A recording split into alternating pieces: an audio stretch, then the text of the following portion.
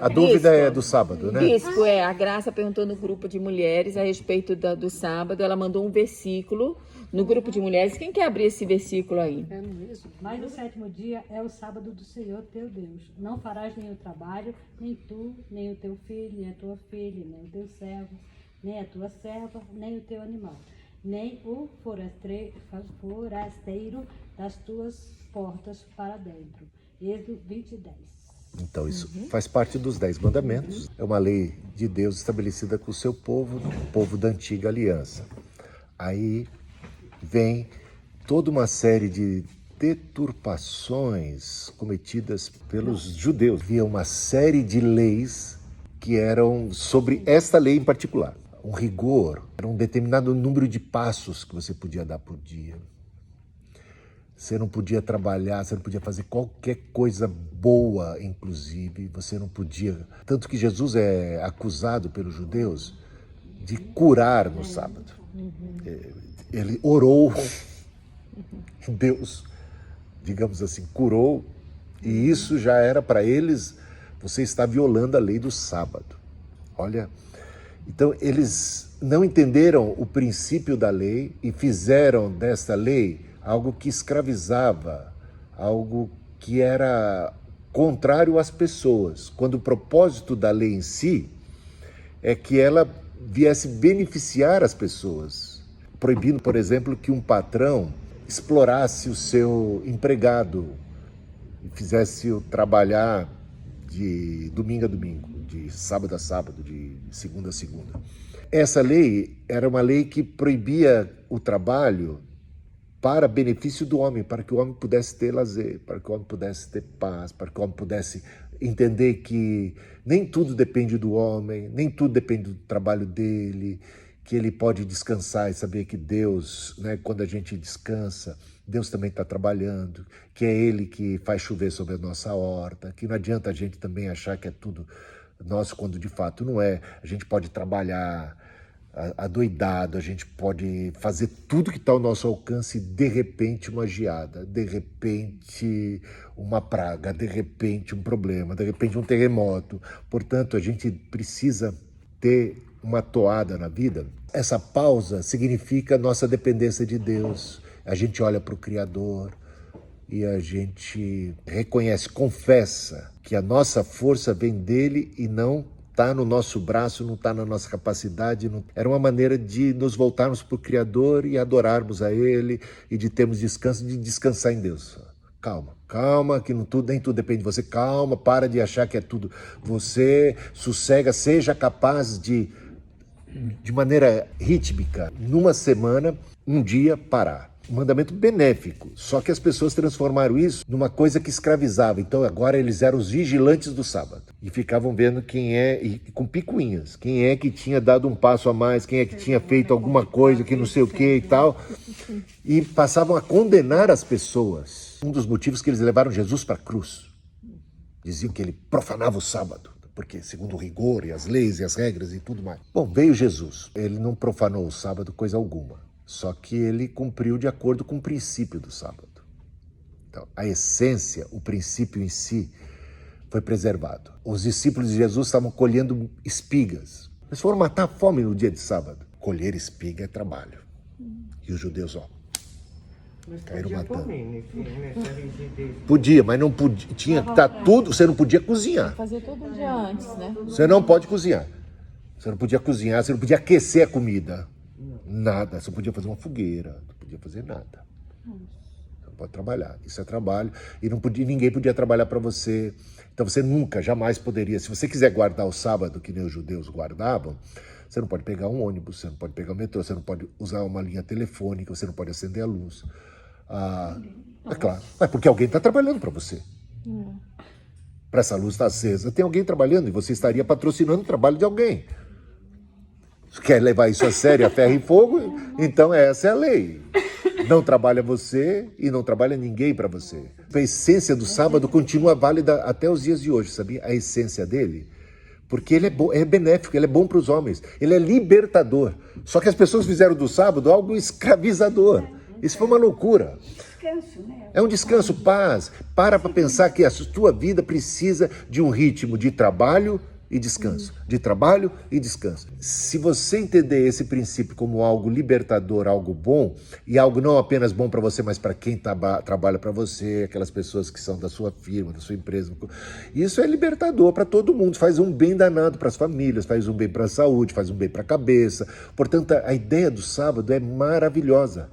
O problema é que as pessoas transformaram no sábado em algo escravizador. E aí alguns, normalmente aqueles que se dizem os guardiões do sábado, os que obedecem o sábado, passam a ser juízes de todos. Era o que os fariseus faziam. Eles passavam a julgar as pessoas. Você não está guardando o sábado devidamente. Jesus nunca ensinou a guardar o sábado. É interessante. Ele fala que eu sou o Senhor do sábado. Eu sou o Senhor do sábado. E o sábado foi feito para o homem, não o homem para o sábado. Todas as falas de Jesus em relação ao sábado são para bater de frente com aquilo que as pessoas faziam do sábado. Então, o sábado foi feito por benefício do homem, não o homem para o benefício do sábado. Romanos capítulo 7. Ou vocês não sabem, irmãos, pois falo aos que conhecem a lei. A gente está falando da lei, né?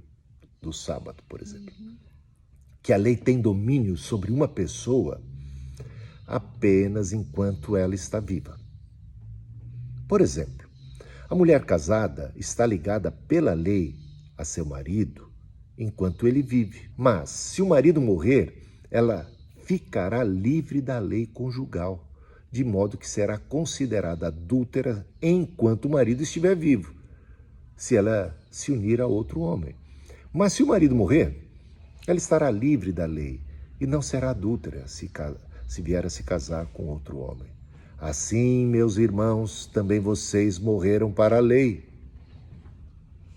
por meio do corpo de Cristo, para que pertençam a outro, a saber, aquele que ressuscitou dentre os mortos, a fim de que frutifiquemos para Deus.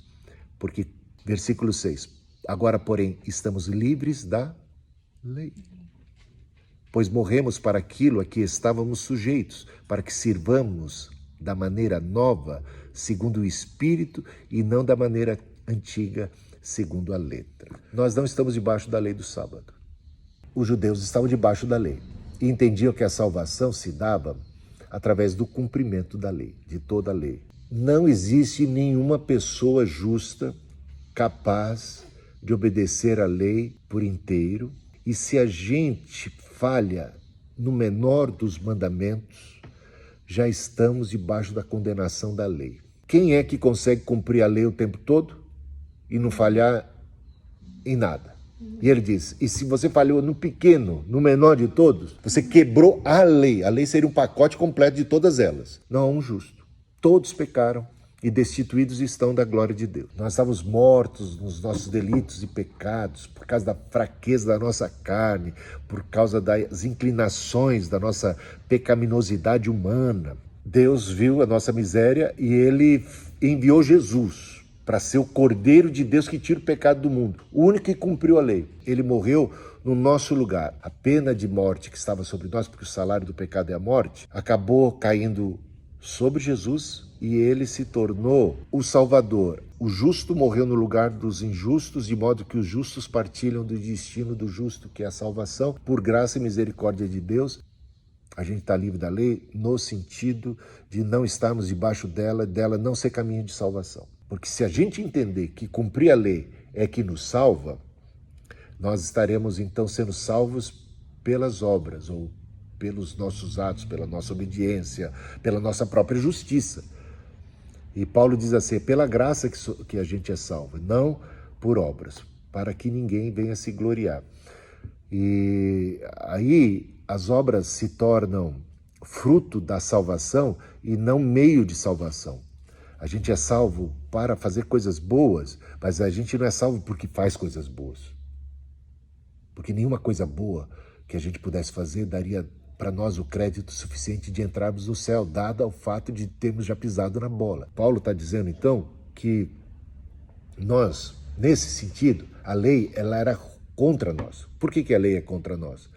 Porque a gente não consegue cumprir a lei devidamente, 100% das vezes. Então, o que acaba sendo ela para nós? Um tormento Quem está debaixo da lei sempre está debaixo do medo. Quem está debaixo da lei está sempre debaixo da culpa. Quem está debaixo da lei está debaixo da condenação da lei. Porque a lei é ruim? Não, porque nós é que somos fracos, nós é que somos pecadores. Então a lei só faz ressaltar a nossa pecaminosidade. Se a gente não tivesse conhecimento da lei, a gente não tinha pisado na bola. Porque a gente ia estar fazendo as coisas sem saber que era errado. Mas o dia que a gente descobre que uma coisa é errada e ainda assim a gente faz, então a gente fica indesculpável. Portanto, a lei é o conhecimento das coisas que desagradam a Deus. E de repente a gente tem o conhecimento delas e isso é bom para nós? Não, isso é péssimo, era melhor não ter conhecido. Porque agora que eu conheci, eu pisei na bola, agora o que eu tenho? Eu tenho culpa e eu estou nas mãos dele, eu estou diante do juiz e se não for a clemência dele, a misericórdia dele, se não fosse o fato dele ter enviado Jesus para ser o Cordeiro de Deus, o salário do pecado, ou seja, a recompensa do pecado seria a morte. Na cruz, ele cancelou todo o escrito de dívida. Aí a gente vai para Colossenses capítulo 2. Isto que era uma ameaça, isso que era uma sentença de morte para a gente, Deus anulou e cancelou na cruz. Então nós que estamos na cruz de Cristo, porque quem está em Cristo está na cruz de Cristo, nós morremos para aquilo que nos era contrário, aquele estado de coisas, aquelas leis todas que a gente tinha a obrigação de cumpri-las, senão a gente estava condenado, isso morreu. Vamos lá para Colossenses 2, eu vou ler a partir do versículo 13 que eu acho que ajuda. E quando vocês estavam mortos nos seus pecados e na incircuncisão da carne, ele lhes deu vida juntamente com Cristo, perdoando todos os nossos pecados. Isso é a nossa salvação, é a gente perdido, morto, não é a gente bonzinhos fazendo as coisas lá e conseguindo. Não, a gente morto em delitos e pecados, ele nos deu vida mediante Jesus Cristo, perdoando os nossos pecados. Aí vem o 14, que é importantíssimo nessa questão. Cancelando o escrito de dívida que era contra nós e que constava de ordenanças, são os mandamentos, o qual nos era prejudicial. Removeu inteiramente, cravando na cruz e despojando os principados e as potestades, publicamente os expôs ao desprezo, triunfando sobre eles na cruz. Portanto, olha só a conclusão que a gente tira a partir desse fato, do que aconteceu na cruz, quando o Senhor cancelou o escrito de dívida, a lei, que era uma dívida que acabava nos colocando em débito para com Deus, né? Portanto, ninguém julgue vocês, olha só, por causa de comida. O que os judeus faziam? Está comendo carne de porco, está comendo não sei o quê, está comendo com as mãos por lavar, bebida, ou dia de festa, você guarda direito a Páscoa, você guarda direito todas as festas judaicas, todos os rituais judaicos, ou a palavra sábado está aí? Sábados. Ainda bota no plural, ou sábados, porque tudo isso tem sido sombra das coisas que haviam de vir, porém o corpo é de Cristo. Não deixem que ninguém se faça de árbitro para desqualificar vocês. O que os adventistas fazem hoje? Desqualifica você porque você não guarda o sábado. E diz que você não vai para o céu, porque faz do sábado uma lei que leva para o céu. Eles estão debaixo da lei e não da graça. Olha só, estão debaixo da lei e não da graça. E aí a gente tem que lembrá-los. Cristo na cruz cancelou o escrito de dívida que era contra nós e triunfou. E é a partir disto que ninguém deve me julgar ou julgar a você por causa de comida, bebida, festas ou dias ou sábados, né? Não deixem que ninguém se faça árbitro. Eu vou ler. Porque tudo isso tem sido sombra das coisas que haviam de vir, porém o corpo é de Cristo. Nós somos corpo de Cristo. Não deixem que ninguém se faça árbitro para desqualificar vocês com pretexto normalmente de humildade, de culto a anjos, baseando-se em visões, estando cheios de orgulho, porque normalmente é isso que a lei faz. Eu guardo, eu faço, eu posso, você não. Então, eu agrado a Deus, você não agrada. Estando cheio de orgulho, sem motivo algum na sua mente carnal. Por que carnal? Porque a lei faz o meu eu, na minha carne, faço e aconteço, e agrado e tal, e pobre você, ruim de você, eu te desqualifico, porque você não está não tem a força da carne, do braço, da força de vontade que eu tenho, como eu jejuo, como eu faço isso, como eu faço aquilo e tudo mais. Estando cheios de orgulho, sem motivo algum na sua mente carnal, e não retendo a cabeça. O problema disso é que você não está olhando para Cristo e para a cruz de Cristo. Não é Ele o Salvador. Eu não retenho a cabeça, sou eu. Eu me salvo através da lei. Não retendo a cabeça, a partir da qual todo o corpo, suprido e bem vinculado por suas juntas e ligamentos, cresce o crescimento que vem de Deus. Se vocês morreram... Olha, continua, ele não para aqui não. Se vocês morreram com Cristo, lembra de morrer? Lá no capítulo 7, lá de Romanos? Se vocês morreram com Cristo para os rudimentos do mundo, por que se sujeitam a regras? Como se ainda vivessem no mundo. Não toque nisto, não coma disso, não pegue naquilo. Eles proíbem, inclusive, tomar café. Não pode comer carne de porco. Estou falando dos adventistas. Gente, parece que tem que arrancar esse capítulo inteiro. Tem que arrancar Romanos da Bíblia. Não coma, não toque, não coma isso, não pegue naquilo. Todas essas coisas se destroem com o uso.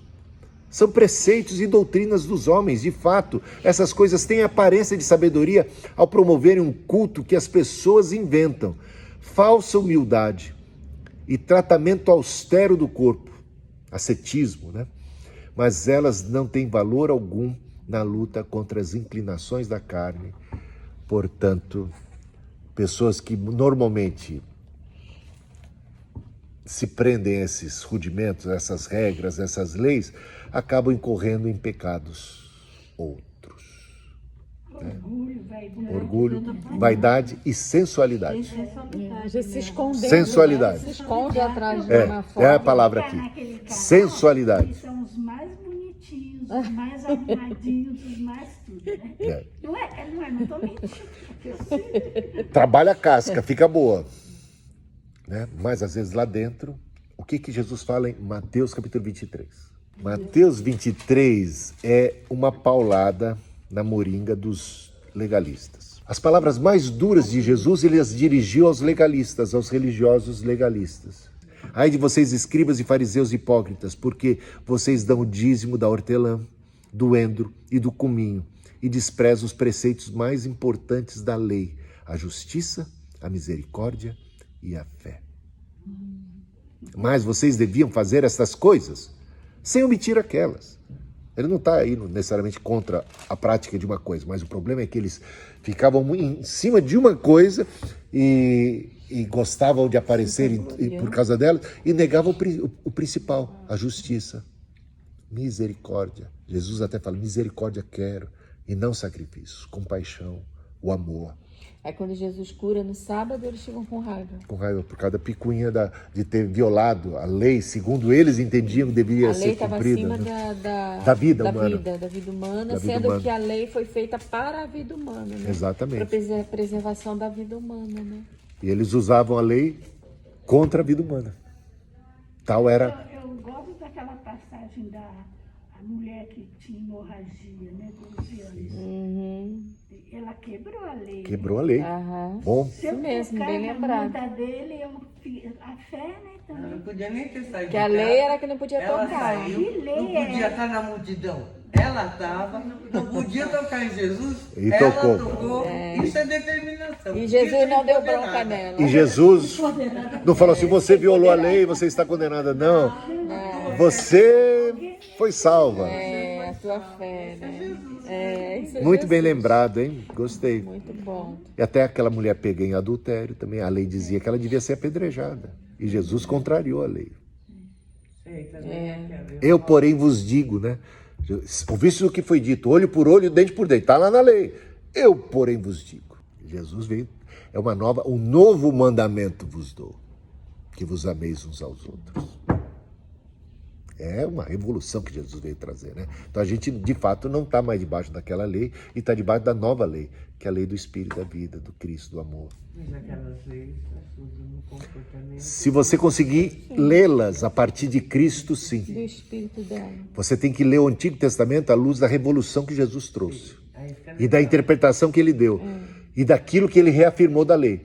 Porque aquilo que Jesus não reafirmou, não está mais para nós. Mas tem várias coisas que ele praticamente até reforçou e até deu uma apertada.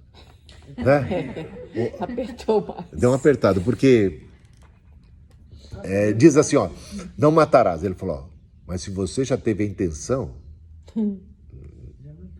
não fez só por falta de oportunidade, quero saber que você já é réu de assassinato. Não adulterarás. Mas se você já teve a intenção, só não fez por... Não, é um olhar de cobiça e que só não vai ser concretizado porque de fato faltou oportunidade ou porque a outra pessoa não quis. Se só foi por isso que você não adulterou, você já adulterou, com certeza. Né? Ou seja, se você só deixou de adulterar porque faltou oportunidade, ou deixou de roubar porque faltou oportunidade, se tivesse a oportunidade teria feito o ladrão, então o ladrão já está feito. Aos olhos de Deus, é isso que Jesus falou.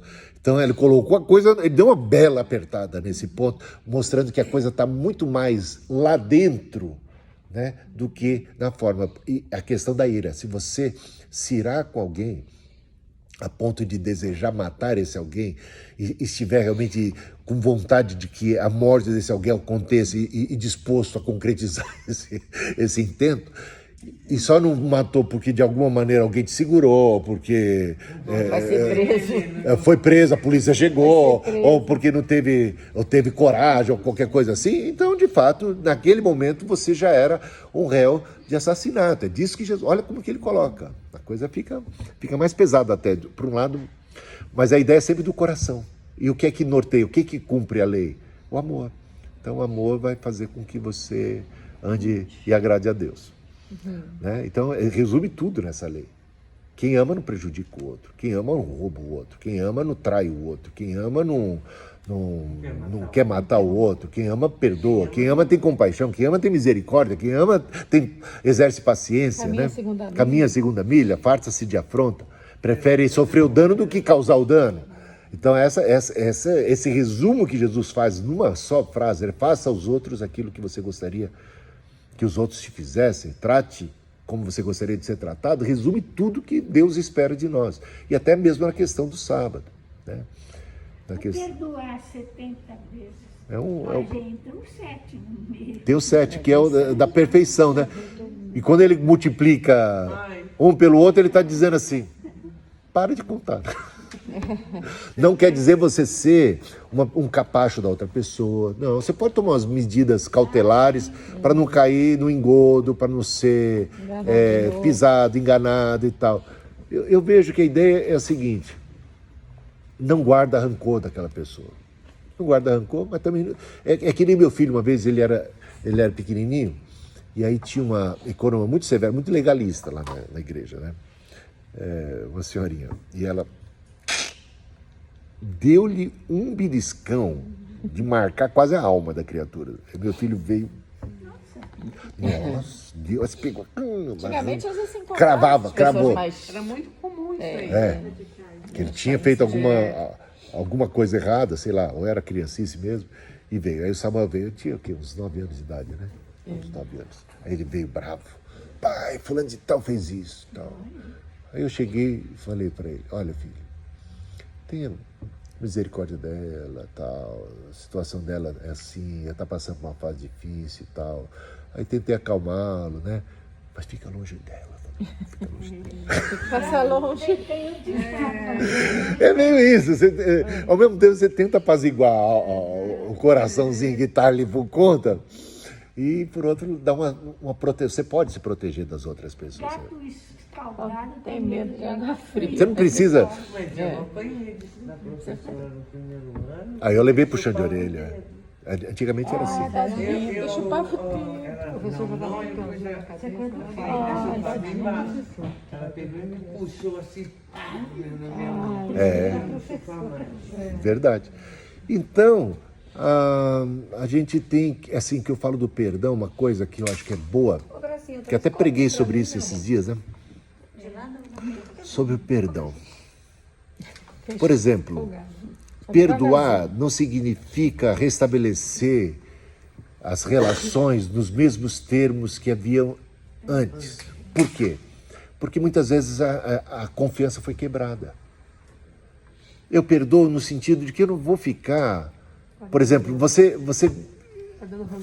me deu um rombo financeiro. Eu vi que agora você não tem nem como pagar, você me deu um golpe. Eu vou te perdoar. Porque senão eu vou ficar carregando aquela miséria lá comigo a vida inteira. Eu te perdoei. Mas quer dizer que eu vou fazer negócio com você de novo? Não, não quer dizer que eu vou fazer negócio. Você pode até ser o caso de querer dar um voto de confiança nesse termo, mas normalmente não exige-se isso da pessoa, porque a confiança vai precisar ser agora restaurada, resgatada, e isso aí muitas vezes leva tempo, né? Às vezes marido e mulher teve caso de infidelidade, alguém quer perdoar? Perdoa.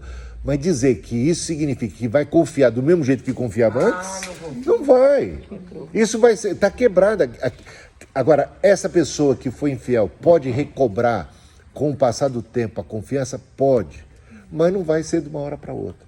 Vai ter que ser ao longo de uma série de episódios, de anos e tal, que mostrou que aquilo foi coisa do passado, que ela é uma nova pessoa. Falar não vai Não vai, resolver nada. porque ninguém ali é Deus para saber na alma o que foi, quanto que de mudança teve. Então a gente tem que entender esses negócios, o que perdão é e o que perdão não é. Perdão, se achar que perdão é fazer de conta que nada aconteceu, a bola para frente e tal, não é bem assim. Você vai lembrar do que aconteceu, vai doer, mas cada vez vai doer menos. E também dói, mas você tem aquela compaixão, você tem aquela misericórdia, e você vai ser capaz de um dia de lembrar daquilo sem Também fica dor, querendo a morte. não querendo a morte da outra Às pessoa. vezes Você quer fica com ódio, tudo você Desejar quer. mal, né? Acho que você Quer já tá no desejar que a caminho pessoa bom, se lasque né? Já mesmo. tá meio caminho ali, né, pra você. Esse ano põe o sol sobre a minha ira. Esqueço. né?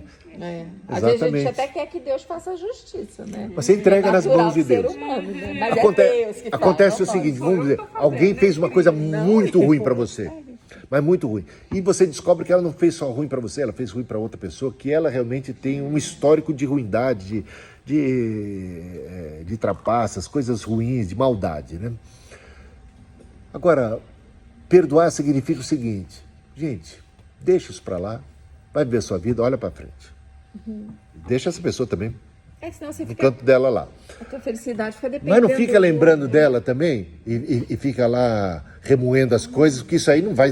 Liberte-se dessa pessoa. Não permita que ela continue te fazendo mais mal do que ela já fez. Isso seria uma libertação, perdão, deixar isso para trás. Agora, pode ser que você venha saber que ela quebrou a cara, que de repente Deus pesou a mão, que Deus tratou na vida dela, que ela acabou pagando caro pelas coisas. E você tem uma sensação de, olha, a justiça foi feita. Não vejo que seja pecado. Não vejo que seja. Mas não foi você a tomar um ato de vingança. Não foi você. E você viu a mão de Deus atuando. Você só conseguiu descansar quando você colocou pra Deus, né? Os riscos. Colocou. A gente entregou pra Deus. Entendeu? E você vai ficar mais feliz ainda se esse processo trouxe àquela pessoa Salvação. a salvação, Mas o a apóstolo cura, Paulo, a né? O restauração. apóstolo Paulo Não é faz a isso. coisa mais... Entregar pro outro acabar com o corpo para que a alma seja salva. Exatamente. Mas pra... Do jeito que Deus acha, né? Vai ser assim, né? Então aqui no capítulo 23, você, lendo até o final, você vai perceber Jesus batendo de frente contra a hipocrisia daqueles que se sentiam os detentores da lei, os guardiões da lei, os fiéis à lei, e por conta dessa seu apego à lei e de se sentirem os grandes observadores, né, da lei, eles julgavam, eles condenavam. E Jesus aponta: vocês são podres por dentro, bonitos só por fora. Pão bolorento. Vocês enganam, vão enganar outro, mas a Deus vocês não enganam. Então é isso. E no caso, por que aí a gente passou a guardar o domingo? Ah, tá. A ideia é o princípio da lei. E nós não guardamos também o domingo no mesmo termos que os... A gente não vai na padaria comprar Não. Feita, né? A igreja primitiva, isso no cristianismo, então eles entenderam que... tem uma coisa, um episódio muito importante que aconteceu, porque a igreja começou com um grupo de judeus, né? Os discípulos, os apóstolos de Jesus eram todos judeus. Jesus era judeu, Maria era judia. Os 120 no cenáculo eram judeus. Os 3.000 que se converteram naquele dia também eram todos da família judaica, ainda que morassem de sangue judeu, era da família da fé judaica. Eles ainda se reuniam todos os dias no templo, então eles eram judeus que tinham Jesus. Com o crescimento da igreja, o Pedro, o Paulo vão acabar evangelizando muitos gentios. Com pouco tempo, a maior parte dos cristãos eram de descendência romana, grega, oriental, não judeus. E isso era um problema danado, porque eles não eram circuncidados. Porque o judeu tem que ser circuncidado, faz parte da lei. Eles não guardavam o sábado. Eles comiam carne de porco, eles comiam uma série de animais. Eles tomavam, ou seja, eles eram completamente fora do contexto judaico. E tinham se convertido, tinham sido batizados, mas não guardavam nada da lei. Nada. Basicamente, a não ser o princípio da lei, que é o amor, aquela coisa toda. Os apóstolos tinham vários conflitos entre os apóstolos. Não pense que era tudo flores naquela época. Por quê? Lembra que Pedro, para ir na casa do Cornélio, o primeiro judeu, ele precisou de uma visão. Nossa, que preciso de lençol. Lençóis cheios de animais que os judeus estavam, segundo o Antigo Testamento, proibidos de comer. E Pedro era um apóstolo, era um judeu. E Deus falou assim: Mata e come. Mata e come. Não considere impuro aquilo que eu purifiquei. Mata e come. Deus estava dando uma ordem ou um mandamento que contrariava o mandamento anterior, que estava lá no Antigo Testamento. Não coma esses animais. E Deus está dizendo: eu estou purificando esses animais. Mata e come esses animais. Um judeu não entrava na casa de um gentil, romano, grego, não tinha essa comunhão, não podia. E Pedro teve a visão, e por causa da visão, e teve essa orientação divina, angelical, ele vai até a casa. Ele sabe que vai ter gente que vai dedurar. Ele sabe que vai ter gente que viu ele entrando na casa de um gentil. Ele vai ter que se explicar. Ele já entra assim, encabulado. Por que eu estou aqui? Por que eu vim aqui? O que vocês querem de mim? Meio constrangido, pregou o evangelho. No que ele pregava, as pessoas receberam o Espírito Santo. Do mesmo jeito que o Espírito Santo veio sobre nós, veio sobre eles. Então, como eu poderia negar o batismo? Ele os batizou. Aí, é só ler na sequência que ele vai... Tiago, que era o irmão do Senhor, que se tornou, ainda que ele não fosse dos 12, ele se tornou uma espécie de papa naquela época. Pedro tinha medo de Tiago. Dá uma lida depois em Gálatas capítulo 2. O Tiago era fera, só que ele era meio legalista. Ele ainda não entendia as coisas tão claras, como Paulo já foi primeiro a entender tudo. Pedro já estava entendendo através desse processo, e o Tiago estava firme e forte. Você está contrariando como é que você fez, o que você foi fazer, você ainda batizou, eles não foram circuncidados, como é que você vai batizar alguém que ainda nem se circuncidou? Ele tinha que se tornar um judeu primeiro, para depois se tornar um cristão. Esse era o conceito que eles tinham até então. Não tinham entendido a graça, o evangelho. Aí, Pedro explicando, você vai ler, está tudo em Atos. Pedro explicando um montão, olha, aconteceu, não foi pro mal. Eu tive essa visão primeiro. Eu não tenho nada com isso, não. Eu não tinha o que fazer, eu tive que batizar. Paulo pregando o evangelho da graça, fica muito confuso para ele esse negócio da graça, do evangelho e tal. E a lei? E como é que fica esse negócio dos mandamentos, de guardar o sábado? Como é que fica a circuncisão e tal? Todas essas confusões eles estavam tendo lá naquela época. E aí, como é que a gente lida com isso? E foi interessante que tem o primeiro concílio de Jerusalém. Aí você está em Atos capítulo 15. Aí quando você abre lá em Atos capítulo 15, reúnem-se os apóstolos, os líderes principais da igreja. Paulo é convidado, porque ele é o apóstolo dos gentios. Barnabé também está lá. Pedro dá o seu relatório. Paulo dá o relatório. Barnabé dá o relatório. Cada um fala e tal. E eles vão discutir exatamente a sua questão. E o sábado? E a circuncisão? E a lei?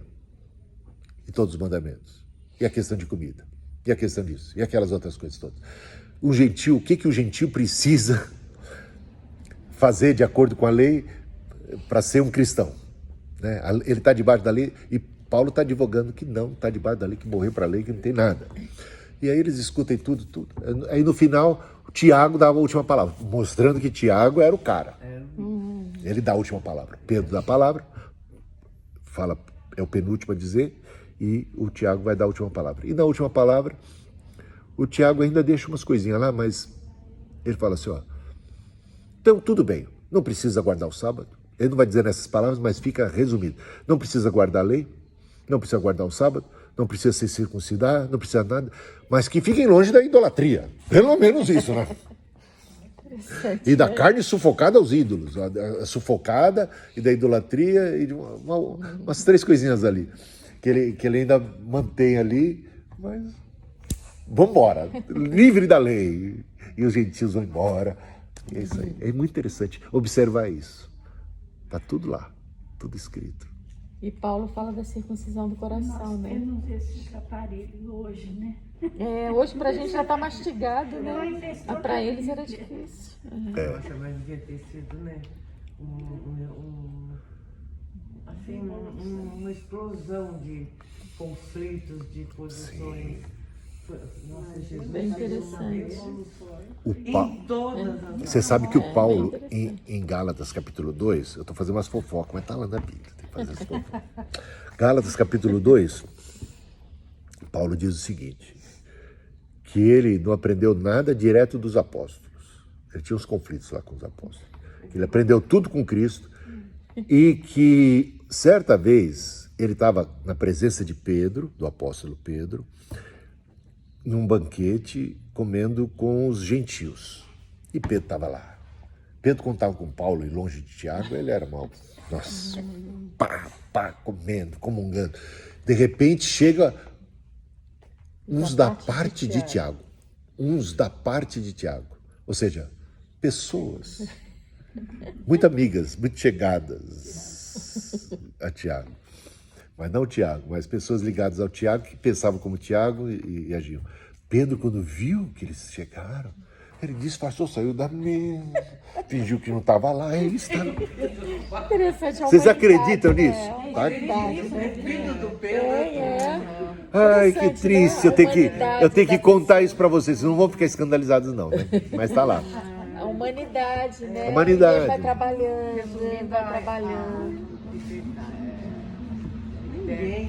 Ó, Paulo aqui. Ó. A verdade liberta, né? Liberta, Eles estavam presos, né, ainda. Há muitos rudimentos, né? Ele fala de uns certos falsos irmãos lá em Jerusalém, né? Ele vai chegar aqui, ó. Mas, eu teria que ler o capítulo todo.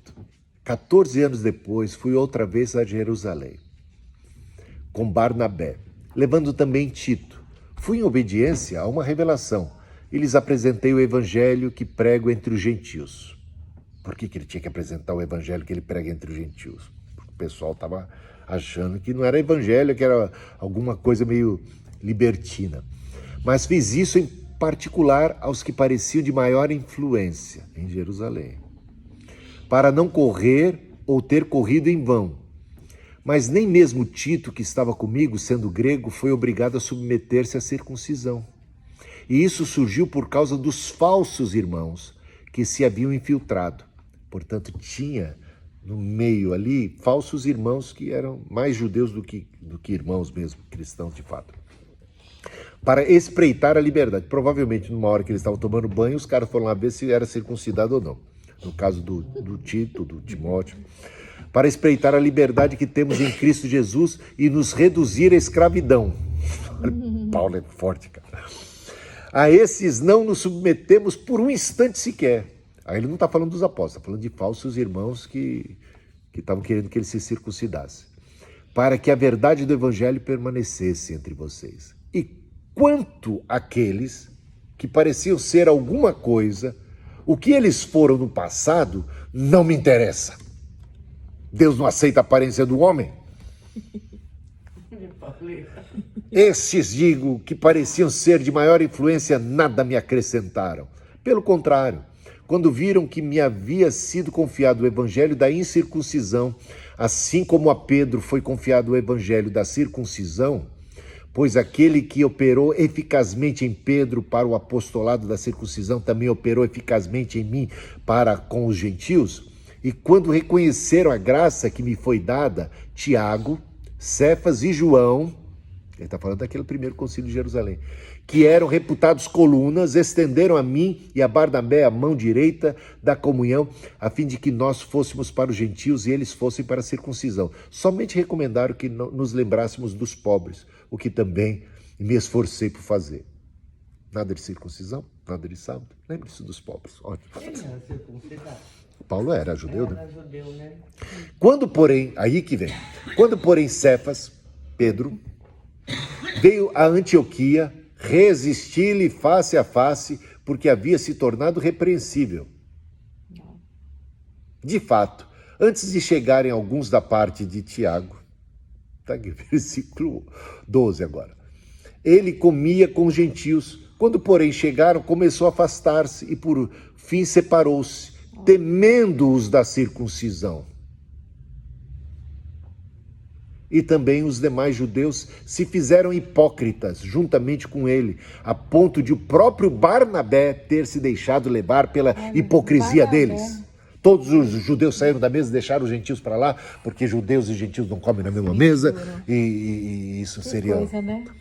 Quando, porém, vi que não procediam corretamente segundo a verdade do Evangelho, eu disse a Cefas na presença de todos: se você que é judeu vive como gentio e não como judeu, porque quer obrigar os gentios a viverem como judeus? E tenho dito. É um barato, né? Portanto, que história é essa da gente querer viver que nem judeu, debaixo da lei, de fazer isso, não faz aquilo, como é isso, faz aquilo, de dia, de sábado e tal? Acabou. Eu não falei contra o sábado, eu falei contra o que fizeram do sábado. Sim. Então, o que o sábado permanece de pé para nós, mas não como uma lei contra nós, mas sempre como um princípio a favor de nós. E esse princípio a favor de nós é que a gente precisa de um ritmo de trabalho e descanso semanal. E que o mais saudável seria, dentro de uma semana, ter um dia de descanso. E você estaria, então, conservando o princípio do próprio sábado. O sábado, para alguém, pode ser a segunda-feira, pode ser a quinta-feira, é o seu dia de folga, pode ser diferente. Então, não é uma regra fixa de dia que faz dele o mais sagrado dos dias. Agora, por que o domingo passou a ser um substituto do sábado? Isso não é uma invenção posterior. Dentro da Bíblia, dentro do Novo Testamento, você já encontra as razões para isso, e eles passaram a se reunir principalmente no domingo. Quer ver? Em que dia que Jesus ressuscitou? Domingo. Isso fez uma diferença enorme. Isso fez uma diferença enorme. Passou a ser o dia da maior adoração possível. Passou a ser o dia do Senhor. O dia do Senhor. Que chama na Bíblia dia do Senhor. Por que passou? Porque é domingo. Domingo é dia do Senhor. É o significado da palavra, né? Então, por que dia do Senhor? Porque é o dia que ele ressuscitou. Quando é que o João teve a revelação do Apocalipse? Leu lá o comecinho do Apocalipse. Ele estava no dia do Senhor. E ele teve a revelação. Paulo diz que as pessoas têm que fazer as coletas para ajudar as igrejas de Jerusalém e tal. Que dia da semana que eles têm que fazer as coletas? No primeiro dia da semana, façam as coletas e tal. Então, o melhor dia para celebrar a ceia do Senhor, ou para celebrar a ressurreição e tal, aquela coisa, domingo. Passou a ser o dia principal. Agora, tem uma outra razão, é que Jesus ressuscita no domingo. 7 dias depois, no próximo domingo, ou seja, no primeiro dia da semana, é que ele aparece. As aparições de Jesus se deram no domingo. No primeiro dia, dia do Senhor. Ele começou a aparecer no domingo. É só dar uma lida lá nos evangelhos, você vai ver. 7 dias depois, ou sei o que tal, depois ele está lá. Pentecostes, que dia que o Espírito Santo foi derramado? Domingo. Que dia que foi o dia da entrada triunfal, segundo? Domingo. Domingo de ano. Cara, é muita festa de domingo. Então, se o domingo começou a ter uma primazia, não foi à toa. porque aí Deus quis quebrar mesmo, né? Aquela ideia. Aí que tá. Aí é com Constantino. Primeiro a igreja perseguida. A igreja perseguida, coitada da igreja, reunia quando dava, quando tinha. Não tinha como falar assim, nós estamos no país cristão, nós vamos estabelecer uma... Não, eles mal conseguiam ter liberdade de culto, né? Era perseguidos. Não tinha Zoom, não tinha nada, nem locais, assim, às vezes permitido para ter culto. Tudo era muito precário. Agora, quando Constantino, o imperador, se converte, ele se torna quase que o primeiro papa. Ele se converte e tal. Então, o Estado e a religião se tornaram praticamente uma coisa só. E aí, qual era o dia principal de culto? Domingo. Qual era o dia? Então, passou a ser lei. Aí virou lei. Lei. Até hoje a gente... Até hoje, aí entrou no calendário, aí a lei, e aí os países cristãos todos adotaram feriado, dia de folga, né? Mas não é feriado, biblicamente, então, seria porque é o dia do Senhor. porque é o dia do Senhor, e eu diria, Tinha essa questão Sim, aí, entendi, que o domingo tinha alguma coisa a ver com o o Estado. bom de manter essa tradição, primeiro, garantir que as pessoas não trabalhem nesse dia, porque se deixar pelos comerciantes, deixar pelas coisas, eles vão querer que todo mundo trabalhe e tal. Então a gente tem que combater. Então, faz parte, levantar a bandeira do dia do descanso, por causa da essência disso, é importante, é libertador. Então continua válido. E para nós, qual que é o nosso dia? Então qual que é o nosso sétimo dia?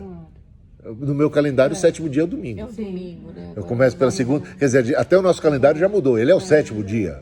Ele virou o sétimo dia, ele assumiu esse lugar, esse Os posto. judeus ainda continuam sendo sábado. Os judeus continuam sendo Mas aí sábado. eles são judeus. E nós não temos problema com quem guarda o sábado. E Paulo diz, tem uma frase de Paulo também muito boa, que ele fala Eu queria assim, entender essa partinha que ficou uma questãozinha, né? Toda a gente tem um preceito sábado.